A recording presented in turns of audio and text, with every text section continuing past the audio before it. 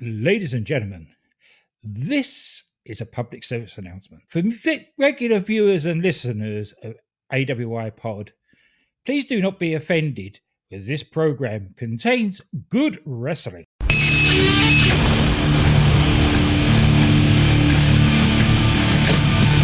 my life in the box in front of me. Take it off in my arms, it's the soul of me. You walk by, as you see me laying face down.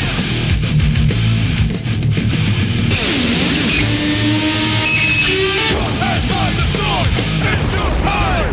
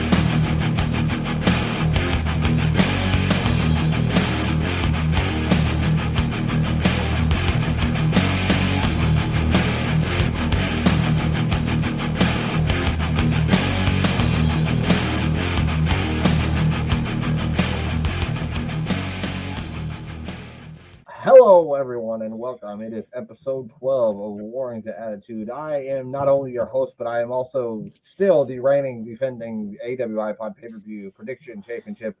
Glenn's going to tell you that I won by a technicality, but fuck that, I still won Yep. anyway. I am Brent Biles, and of course, as I mentioned, my co-host is here with me. He is the Ballroom Brawl and Disco Dance and Dynamite Stretch and Intercontinental Playboy, folks. He's moreover than winning your pay-per-view championship on a technicality. It's GA Wrestle Nut Glenn Abbott. Glenn, how you doing? Oh, great, thank you. Yes, it was a technicality. We're going to have to stop this idea that the champion retains on drawn results. It was a three-way tie. And nobody got the better of anybody. And no, we didn't. We totally spaced the main event and didn't even pick that one. But I think we've all gone the same way anyway. So Yeah, none of us were picking. And it's just a funny thing because in true form of this show, we would totally forget about what the main event of the show was and not even mention it or make a pick on it. I know, but there was so much more to look forward to. It was a hell of a weekend. It was an amazing weekend wrestling wise. It really was. I've not even got around to watching any AEW yet. Yeah, I was gonna say I didn't watch AEW. I don't know how that pay-per-view went off. I saw some bitching and moaning on the internet, but you can't really judge if a show is good or not by bitching and moaning on the internet because then no wrestling show would be good ever. So well, there was people moaning about NXT as well. Battleground. Yeah, that was a 2.5 hour main event pay-per-view extravaganza. There was not one bad match in it. And there was no gaga or bullshit. And like you said, it was a 2.5 hour pay-per-view. And so they threw all those matches on there within 4 hours. So what are you complaining about? Yeah, so what are you actually moaning about? I mean, I don't think I'm making much of a bold statement here, but I feel like the NXT show is better than the Night of Champions show. Yeah, it was. It was different. If you put the whole weekend together, it was like one and night two of WrestleMania. You couldn't. In fact, both of those shows were better than night two of WrestleMania. I told you, Glenn, that's because pay-per-views are better outside the United States. We have proven that we don't deserve it. That they deserve to go to other places. This is true. And we don't deserve it because we can't have anything nice. Are you trying to say that Massachusetts is outside the United States then? Oh, I guess I'm sorry. The main roster stuff, I guess. But yeah. Yeah. In the continental United States. But again, how many years has it been since a New England crowd has got to see an NXT live event? So I want to say this was still 3 or 4 years ago. They had one in Connecticut. Yeah. I think NXT TakeOver, the 30th one they had in Connecticut. Yeah. but well before lockdown and all the rest of the nonsense. Yeah, it was in like 2018. I want to Hmm. say 2018 or 19 when that happened. So it's no wonder that people are enthusiastic for this sort of thing. Yeah, and you kind of had the hometown kid because I know that Mello's from the Massachusetts Yeah. area, so you kind of get the hometown kid gets to defend his belt on the old pay-per-views, if you know what I mean. But yeah, that was And a pretty damn good weekend of wrestling. I For quite enjoyed it. for some reason, Mello lost his head and only wanted to wrestle against one guy for a change. That's because Wesley, whatever sickness he had, Wesley caught it. Now he only can Yeah. fight it. You know, 3-way, 4-way, 5-way, 6-way matches. That was a really good match too. That triple threat match. It's refreshing to see. It's like maybe they listened to us bitching and moaning about how we don't want one guy taking a piss or getting a hot dog while two guys are fighting, because the last few triple threat matches I've seen, they've I mean, it still happens, but it hasn't been like the entirety of the match. You know what I mean? No, the last two times it's happened, both times one of the guys has been knocked silly either through a table or through the announce table or over a barrier or something, which makes it more legit if they've gone missing for 10 minutes because he's unconscious somewhere. Right. It shouldn't do it. It shouldn't do him in to get body slammed. He shouldn't be gone for 10 minutes because he got body slammed. No. But anyway, Glenn, that's not. We're not here to talk about the current wrestling, the current product. We are here to talk about the 1997 product, and this time, Glenn, we're going all the way over to Berlin, Germany, for the March 3rd edition of Monday Night Raw. Do you want to hear some of the dark matches that we didn't get to see on this show? Oh yes, please, yes. Okay, so we saw Salvatore Sincere. Remember Sal Sincere? Yes. Okay, I thought so. He took on Alex Porto. Which do you remember Alex the Pug Porto? No. No, he was like remember him.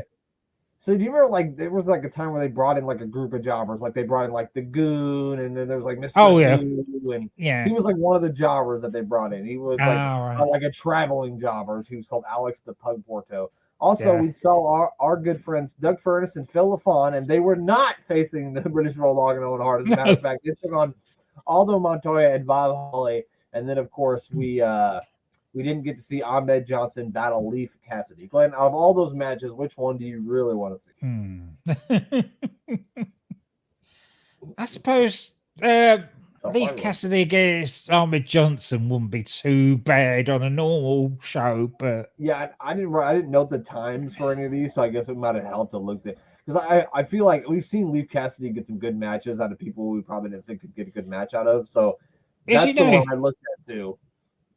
You know that that never went anywhere because he's guaranteed that the Nation of Domination would have come in and interfered somewhere along the line.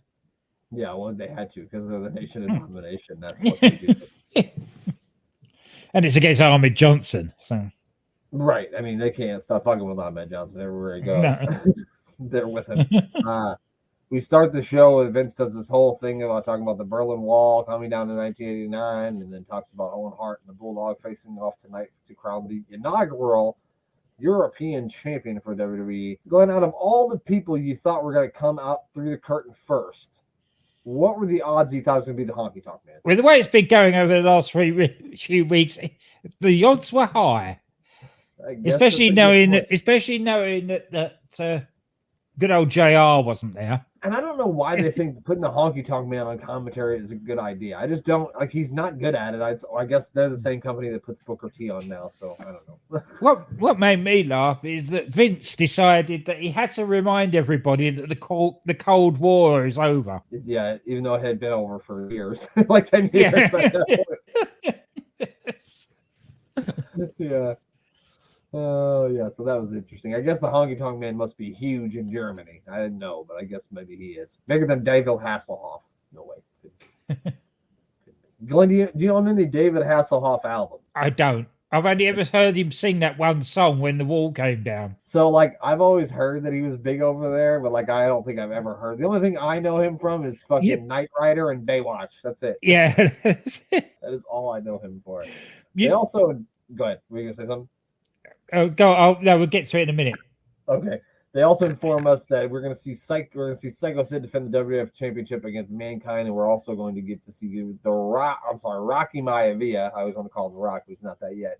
He's going to defend his Intercontinental Championship against Vader, which I think they also told us that Vader defeated Rocky in the first round of the European Championship tournament. So Yep. Vader's got Rocky's number, if you know what I mean.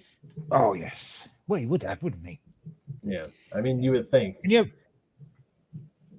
you know, I take my notes from this Scott's blog of doom Mm-hmm.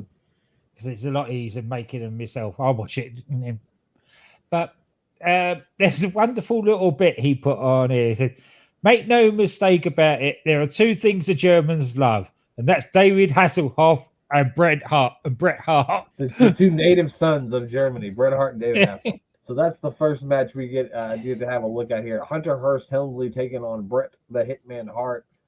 They also tell us that Hunter and Goldust will be facing off at WrestleMania as well, while Hunter's making his way down to the ring. We're going to look at a lot of side by sides in this show too. They really, really love the side by sides. We got an interview with Bret Hart before he gets out for the match. He says he hopes Steve Austin is watching because he's going to do exactly to Steve Austin what he does to Hunter tonight. So, well, as it turned out, it was very prophetic as to what happened. yeah, I thought that. Yeah, it's kind of interesting. And then, I don't know. I think people were throwing Hitman Bears into the ring or something because Triple H booted a couple of stuffed bears back into the crowd. Yeah, they were Hitman Bears. Now, if anybody's got one of those today, they must be worth a few, Bob. I would like to have one of those right up there on my shelf, but I bet they are. I bet they are a pretty penny. Yeah, I couldn't even imagine. It's like I said, our drinking game for this week is going to be take a drink every time they do a split screen because you're going to see lots of split screen promos and fucking, to hype up something else that's going to be going on during the show. They did it a lot last week and they did it a whole fuck ton this week. Yeah, see, just as Hunter and Bret are locked up, what they do, they go split screen, and you see Steve Austin arriving at WWF studios in a very snowy Connecticut. Right. They couldn't have just told us that. They couldn't have just said, "Hey, Stone Cold, shut up." They don't. I didn't need to have visual confirmation. No. It just didn't make any sense, especially because these guys, most of the time when they were cutting to these, side by sides too, there was good action going on in the ring, so it just didn't make sense why you would cut at that point. Yeah, I don't know, unless it was because it was pre-recorded that they were trying to make it look like it was live. That could very well be because, especially right now with the whole Monday Night Wars thing, they're trying to make it seem as live as they can. So I guess I do get that, but at the same time, I think it hurts your show because you're taking even back in 1997, wasn't any wrestling fans that stupid that they hadn't realised that this wasn't going on at 2:00 in the morning in Germany? Right. I mean, unless you were 8, you should have known better. Yeah. Absolutely. A pretty physical match from these two. Like I said, Hunter's really working on Bret's arm. Hunter heads up to the top rope, but Bret stops him with a punch and then hits a superplex on Hunter. But he didn't go for the cover, which I thought would be strange, especially when you hear the excellence of execution. You think the execution thing would just go for a cover after that, but he didn't. Does anybody do a better Russian leg sweep than Bret Hart? Has anyone ever? No. It's pure poetry, that leg sweep. And you think it's the ideal thing to do because to get the sharpshooter on, he needs his opponent on the mat.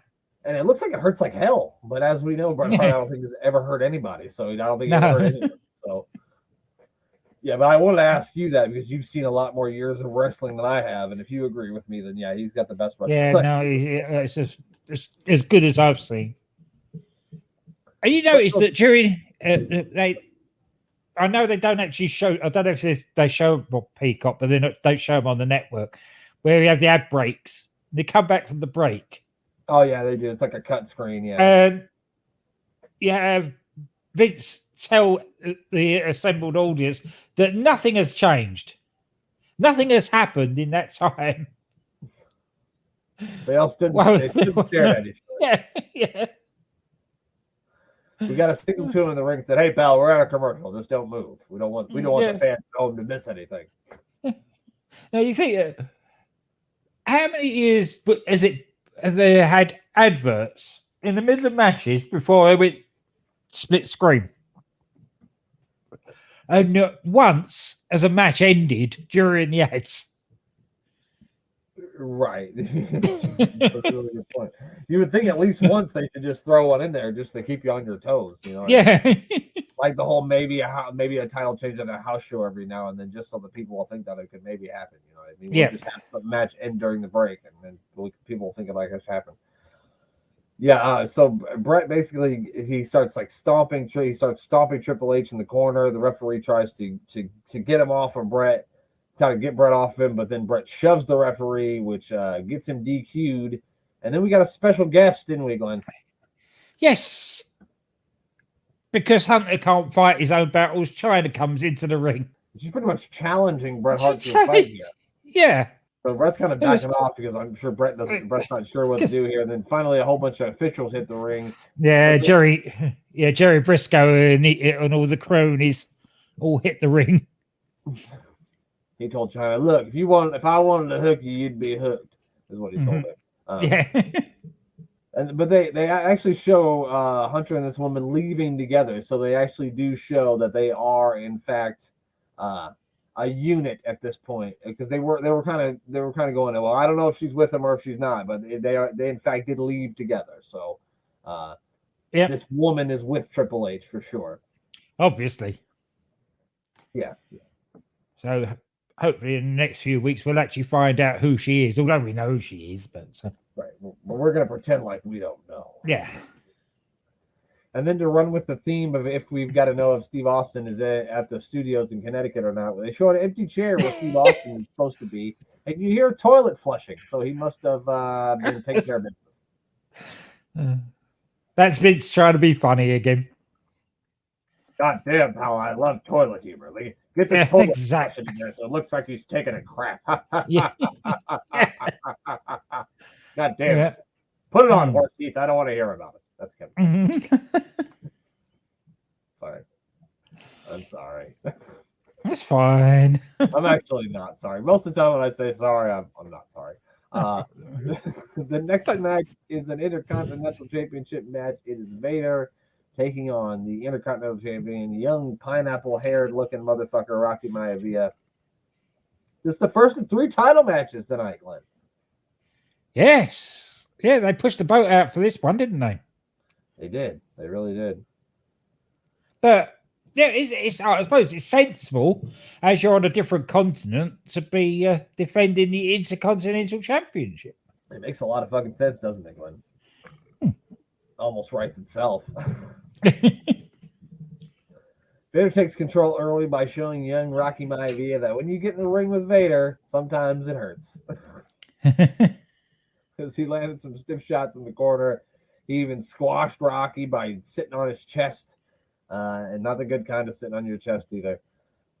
The Vader crushing your ribs kind. Rocky does manage to hit Vader with a suplex, which was pretty fucking impressive. I didn't realize that fatal 4-way was whoever bled first got a chance at the Intercontinental Championship. I knew the winner was going to be the champion, but didn't realize that the first bleeder was going to be the number 1 contender for the IC title. They didn't tell the Undertaker, Bret Hart, Steve Austin, or Vader either. So imagine Vader did do a lot of bleeding, so he deserved his shot. Yeah, I mean, he bled more than the Sandman after he hit himself in the head in the beer can last week on Raw. Yes, and he bled a lot. We'll talk more about ECW coming up later in this show as well. Vader even hit a splash from the middle rope, but only got a 2 count. He then put in a knee lock. Yes, ladies and gentlemen, Vader locked in a knee lock on Rocky Maivia. I don't think I ever seen Vader use a hold in my life. No, I never. The nearest he gets to a hold is smashing his arms at the side of people's heads. Right. Yeah, that's the closest thing he does to submission, is trying to cement your brain with his fists. Yeah. So usually we see kind of mixed reactions for Rocky Maivia, but not with these German folks. These German folks love this kid. They were going crazy for him. Yep. Well, it's that thing, you know. He's the baby face against the heel. You cheer the baby face, you boo the heel. It's something that the Americans even forgot back then. This is around the time when we started to forget, and now that's why people are like, oh, they don't build good heels. Well, because you motherfuckers cheer for all of them. MJF comes out here and calls you all stupid, inbred fucking morons, and you cheer him. That's why. Well, it started with Austin, didn't it? Really? Yeah, it did. It really did. You're right. That's true. Austin could have called every single one of their mothers a whore, and they would all cheer their afters for him. You know what, Austin? You're right. You're right. That's exactly what I want to win. So I guess that's a good point. Yeah, the Rock was doing some pretty cool moves. He's like hitting slams on Vader and shit. Which to slam a big guy like Vader, anybody's gonna be impressed by that. And then once again, in the sake of weird fucking finishes, Vader and Rocky are brawling on the outside, and then Mankind shows up out of nowhere and just hits Rocky with the urn. Before that bit is I love the bit where Rocky had the audacity to schoolboy Vader, and the look on Vader's face, it just made him more annoyed. It's probably when he punched him. You're not supposed to do that. Yeah. I'm not the guy for that, buddy. Yes, so they fight on the outside. Mankind shows up, hits Rocky with the urn, which DQs Vader. Vader looks to be not very happy with Mankind, but instead of beating up Mankind, he then instead beats up Rocky some more. So the Rock retains by disqualification and gets his ass whooped for his troubles. Surprise, surprise. Yeah. I long for the day where we actually get a clean finish in any of these shows. Yeah, I don't know, Glenn. I don't. Maybe WrestleMania 13. Maybe WrestleMania 13. We didn't got a recap of everything that happened with ECW Raw last week, and they showed the Sandman. They actually showed the Devon Tommy Dreamer match, and every weapon that they used. They blurred out the weapon and blurred out him hitting him with the weapon, and I just thought it was hilarious. Yeah, I know. We'd have seen it all, and yet they didn't blur out the chair shot. Yeah, I don't know. The chair shot to the head, they didn't blur that out. A chair isn't a foreign object, I guess. I don't know. Everything else on. And then Sandman comes out there, and because he's bleeding everywhere, they basically blurred out his entire body. So he just looks like a blob moving through the ring. It's so weird. Oh dear, it was. Yeah, very weird stuff. So then we got the Sultan taking on Flash Funk in the Battle of Strange 1997 gimmicks. We also had a phone interview with Jerry the King Lawler, and it sounds like ECW will be at Raw next week as well. So that's something to look forward to. Yeah. He says this here. Paulie Dangerously also found the number for tonight's show, which he presumably called Collect because it's in Germany. Of course he called Collect. Yeah, no. Yeah, do it. Yeah, so basically we got two phone calls during this match. The one with Jerry Lawler and the one with Paulie. There wasn't a whole lot to note from this match. The Sultan won via camel clutch because we didn't get to see much of it because it was more about the shit what was going on and Paulie Dangerously. So yeah, there wasn't a whole lot to even go over in this match. I thought it was probably the worst match of the show, but it didn't have to be. It had the potential to be a good match. I mean, both these guys know how to work. If you didn't know, the Sultan will end up being Rikishi or Fatu. Both these guys can wrestle, and I don't know. It was just there was nothing there. I think we've got a promo coming up, haven't we? We do, because they show Austin tearing apart the WWF studios from last October, and I'm not sure why I needed to know that, but just they needed to show us, I guess, Glenn. And then Glenn, it is time to hear from our old pal, Psycho Sid. Here we go. The game we play is simple. 2 men enter, and 1 man survives. In this game we play, I am the master. And you have to find out the hard way, because tonight you will become another symbol of one of my many victories to WrestleMania. To you, Undertaker, to the dark side. To the dark side I go, and you will become another symbol at the wayside of my victories, because I am the man, I am the master, and I am the ruler of I am the man. I am the ruler. All that's gritted teeth too. I mean, Yeah. he's got to have jaw problems to this day. He's got to from all the clenched teeth that he did. in promos. After we're done with this, Glenn, we're gonna have to start reviewing 2000 WCW so we can hear more Psycho Sid promos Oh yes. because they're so good. We'll have to ask the guys if we saw when we get Rob on. We'll have to ask him if he minds us sort of nicking their idea a little bit instead of the Tanker tour. We'll have a Sid special. Oh, we'll talk to Rob. Because we'll have to do that. That'd be great. I like that. That's a great idea. Because I've tried to stomach some 2000 WCW, and it's bad. It's not even like funny bad. It's just bad. It's bad. I know you've inflicted some of it on me on air as well. Yeah, I watched an episode of WCW Nitro from 2000, and literally there was like 17 minutes of wrestling and an hour and 40 minutes of promos. I'm not even fucking kidding. It was bad. That's what always used to annoy me. From there, then obviously went to TNT. And they did exactly the same thing. They called it Total Non-Stop Total TNA rather. They called it Total Non-Stop Action. But all they did was talk. You got about 20 minutes of wrestling and they talked the whole time. It should be called Totally No Action. Totally no action. Yeah. I like it. We'll just start a wrestling promotion called Totally No Action, and we're just going to promos. That'd be great. Speaking of great promos, Ahmed Johnson comes out because the German fans need to hear from Ahmed Johnson of all people. And he is going to he got a challenge from Farouk to a Chicago street fight at WrestleMania. He says yes, but he's not coming alone. Not this time. You would have thought he'd put a trackie on or something, no? He's out there in his wrestling gear. We're not to, as the viewing audience from afar, we are not to know that he had a dark match. Right. That's why he's still in his wrestling gear. I just assume that's how Ahmed Johnson boards the bus. He flies the plane, goes to the supermarket. He just wears fucking thigh pads on his knees, his elbows, and his ankles. That's just what I thought he did. It's the strangest looks, especially in Germany. They were like, the dominatrix thing is that way. In German, of course. He then leads a "You're going down. You're going down" chant, which, wow. So, Ahmed Johnson. The only person that cuts a better promo than Ahmed Johnson is Psycho Sid, for comedy purposes, anyway.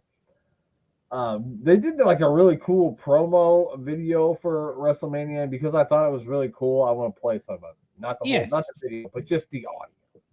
Yeah. Because if I play the video, they'll copyright me. It's the biggest pay-per-view spectacular of the year. WrestleMania.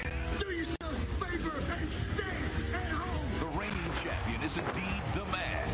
But this phenom from the dark side will go to great depths to possess the powers of the gold. Won't survive. WrestleMania. This leader and his disciples have mastered the art of domination. But in the brutal, unforgiving Chicago street fight, this one-man gang plans to dismember an entire nation. Prepare to be dominated. WrestleMania. This angry hitman has a score to settle, but his target's a renowned stone-cold killer as well. Somebody's gonna get their ass whipped. Action, adventure, danger. There's only one WrestleMania, and it only happens once a year. Presented live March 23rd by PlayStation. I know you got a comment you want to make about the Nation of Domination. Yes. Again, I go back to the thing. They're not dominating anything. All they do is get disqualified every week.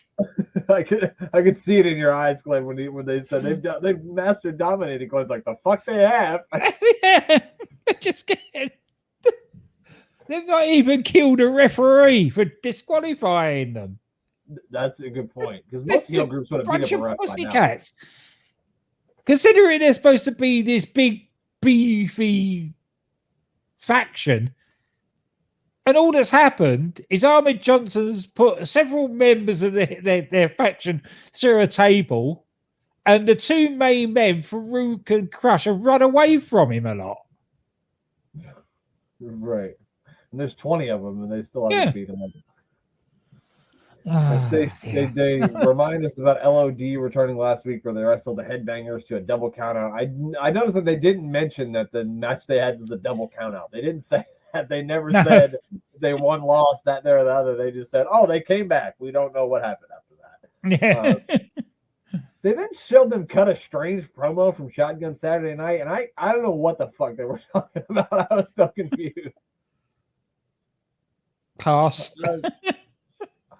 I was so confused. They made a few references to the street and how they're I mean they're billed from Chicago. Everybody knows they're not from Chicago. They're from Minnesota. So I think they're kind of hinting that of course they're going to be involved in the Chicago street fight with Ahmed Johnson, because I think didn't they come out and help Ahmed? Yeah, Or maybe yeah. Undertaker. Well, he said that he's not going to come alone Yeah, that too. in his promo from last week. Fuck, last week, Glenn, that was in this fucking show we just talked about. We forgot. Oops. The next match was one I was really looking forward to when I saw that it was gonna take place. Mankind is battling Sid for the WWF Championship. These guys waste no time beating the shit out of each other as soon as Sid gets into the ring. I love that Mick Foley does the promo in German.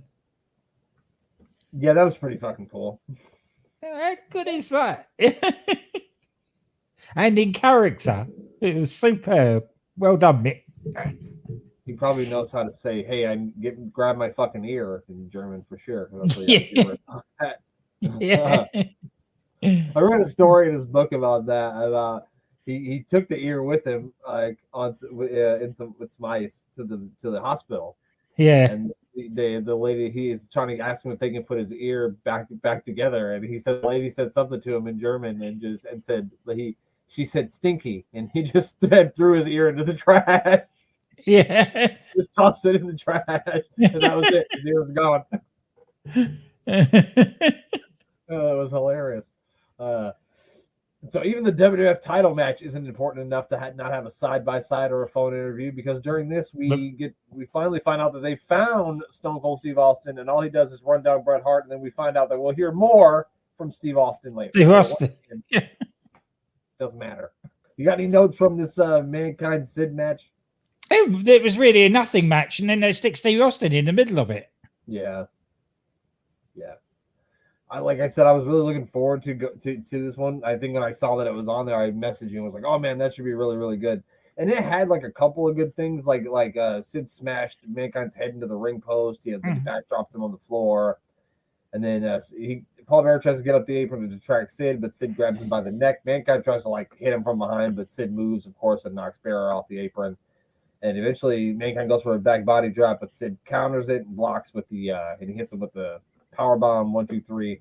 And it wasn't as good as I thought it was going to be. And like you said, they stuck Steve Austin in the middle of it, so they made the match seem like it didn't even matter, even though it was a WWF match.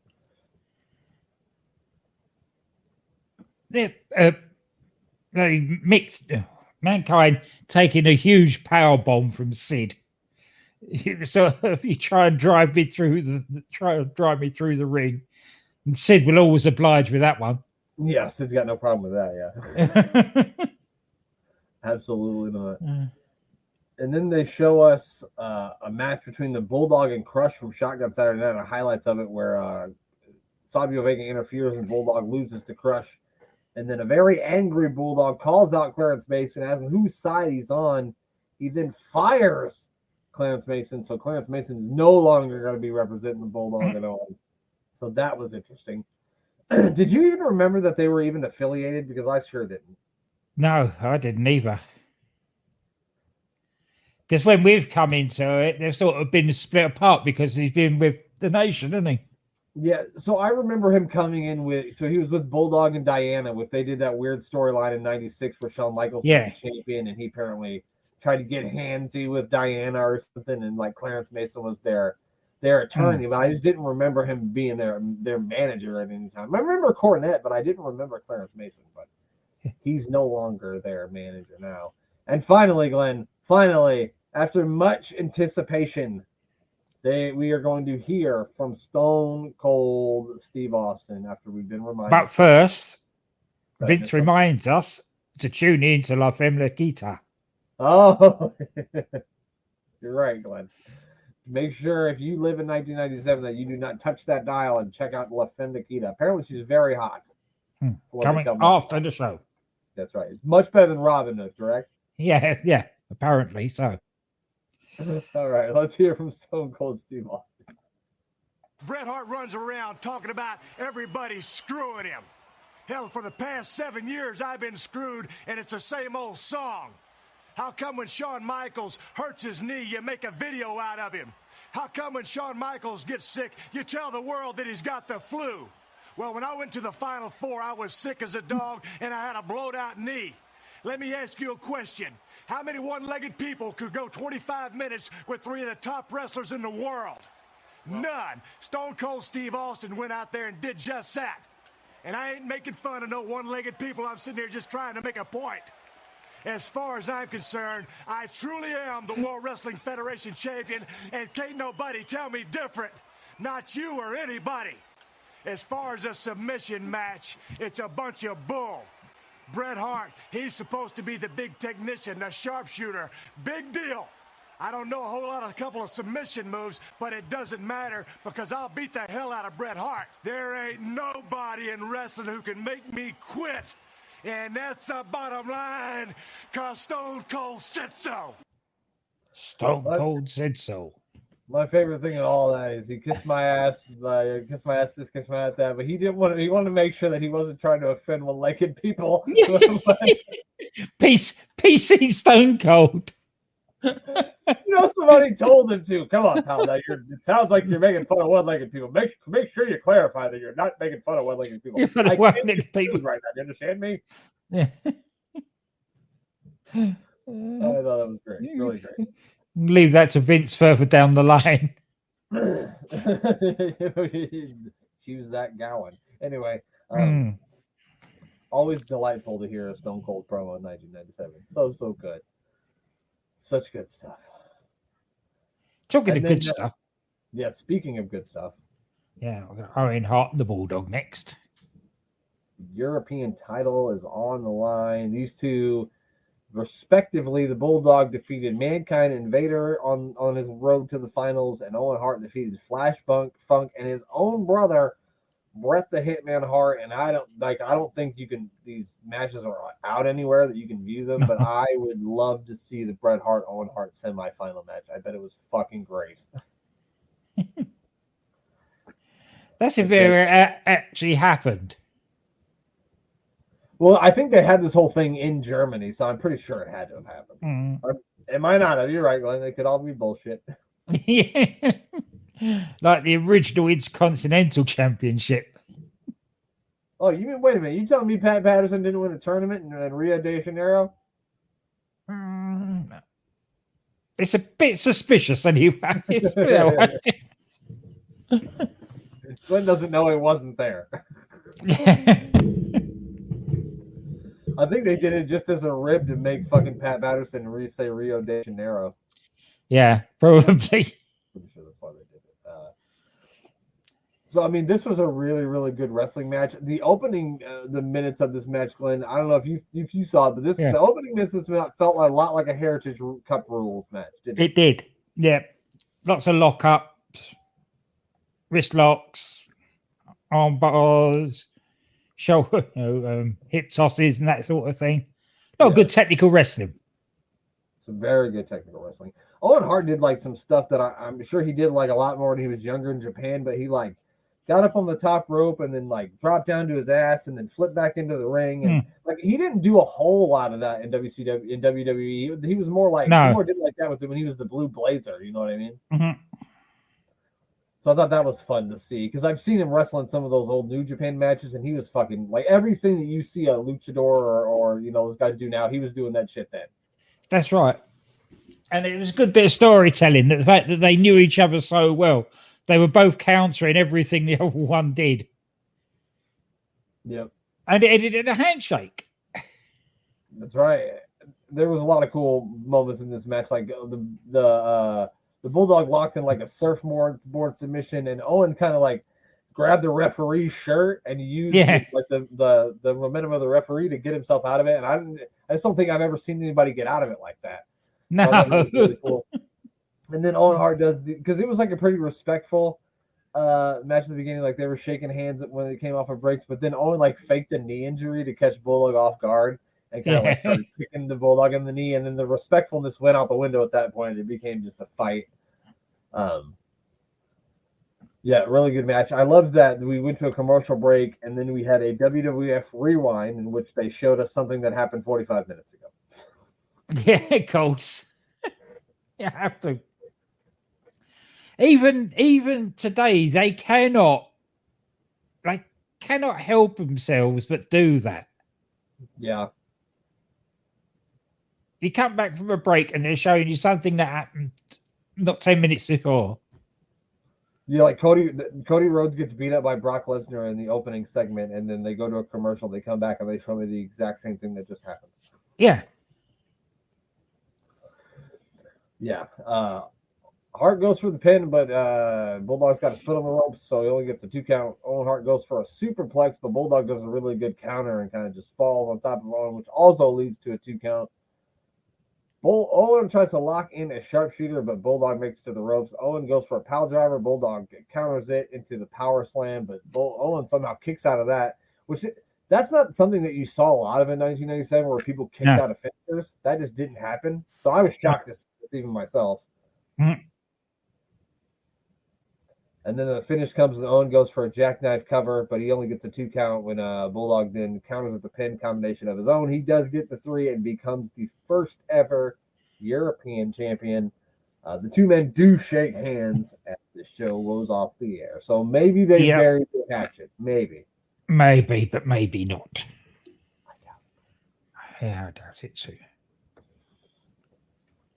All right. They also tell us that next week it's going to be Raw is War. So I think this week we're going to get like a whole new setup and a whole new look to Monday Night Raw. So that's something to look forward to. Yeah, moving even closer towards Attitude. That's why we call this show Warring to Attitude, if you didn't already know. Because it starts up there, it becomes Raw is War. Yep. Into the Attitude. That's right. And it's going to start next week. So I'm pretty fucking excited for that to see where this thing goes. And we are on the road to WrestleMania. And good. And if my memory serves me correctly, this is where they start ramping up the sniping at WCW as well. Yeah, I think you're right. So I knew they did the Billionaire Ted skits in like 1996. Yeah. Now I think this is really where they start doing. Yeah. Yeah, they're really going to start kicking into the more edgy stuff coming up about now. So it's going to start to get really good. I mean, it's been good for a couple of weeks, but like this show wasn't great, and the week before wasn't great either. So it'll be interesting to see what happens next week when Raw is War. And we are on the road to WrestleMania, and as we've spoken, I think during this thing, UTT Rob from Unbooking the Territory is going to be joining us to review WrestleMania 13. So that should be a lot of fun. Glenn, what else do you need to plug before we get out of here? Oh, hang on. I've got me crib sheet. I've got my crib sheet this week. Smart. Yeah, we've got Rob and Danny. I'm booking the Takeatory and also Gator Golf they're doing. The YB's Gator Golf. Being nearly doing their Gator Golf tournament. Bang Bang podcast with Andy. DDT Wrestling DC and Doc give them a listen. And talking to Danny, him aside, they do a great job of the Doctor Who podcast. If you're a fan of Doctor Who, give them a listen because their reviews are really unbiased, and it's good listening to somebody who's a fan of the old Who and somebody else that's a fan of the new Who, and they're watching each other's sort of what they've been brought up for the first time, and it's really interesting to listen to their views on it. And I will be on then in their next series, I think, which is going to be series 5. As I said to him, I'll be the first one that they've had on whose first doctor was actually William Hartnell. Yeah, you'll be the first one. Yeah. So, That's a cool concept too. It's kind of like if you took a person who only watched wrestling in the 70s and the 80s and had them watch wrestling from today, and you took someone who'd only watched wrestling today and had them watch it from the 70s and the 80s. It'd be an interesting thing to talk about. I seem to remember that somebody not a million miles away took a young lad once and started a show called A Work in Progress, who were watching That's a good point. I didn't think wrestling of for that. the first time. That's a genius idea, Glenn. Who could ever come up with such a genius? That's funny. Fuck, I didn't mean to put myself over there. I fucking swear to God I didn't. I swear to God. Anyway, with that, All on right. that note, Make sure you check out Sports Wire Radio and you give our buddy Thomas Price a follow at Thomas Price 2017 on Twitter. I think on Instagram is Thomas Price 2020. So make sure you give him a follow. Check out Sports Wire Radio, and of course, always give our buddy, our other co-host, the 1/3 of this podcast team, our Mayor of Canton, a follow on Twitter at Mayor of Canton. He does a meal with the mayor every Wednesday or Thursday. It depends. Sometimes the mayor thinks Wednesday's Thursday. Sometimes he thinks Thursday's Tuesday. It's just the way it goes when you're super busy. he's just moved into the new mansion house. What do you expect? Mayor Manor. I don't think that's what he's calling it. What do you? No, we decided on Friday he was going to call it the Mansion House because that is where the Lord Mayor of London lives as well. Oh Mansion House. yeah. Right, I was a whole different person on Friday, Glenn. I don't know. I don't know. You've been out mingling with people since then. It's not done you any good. And it hurt, Glenn. It hurt so bad. I had to come home and drink an entire bottle of tequila after I was. That's a shoot. I did not make that up. I had 3 people help me move. We did drink an entire bottle of tequila. But I did learn, Glenn, that I can drink a lot of tequila and feel fine the next day. But if I drink a beer or 2 beers, I'm gonna be fucking have the worst headache ever. So Oh well. that's what happens when you turn 39. Anyway, that's gonna do it from us. We are gonna get out of here as soon as Glenn says goodbye. Goodbye.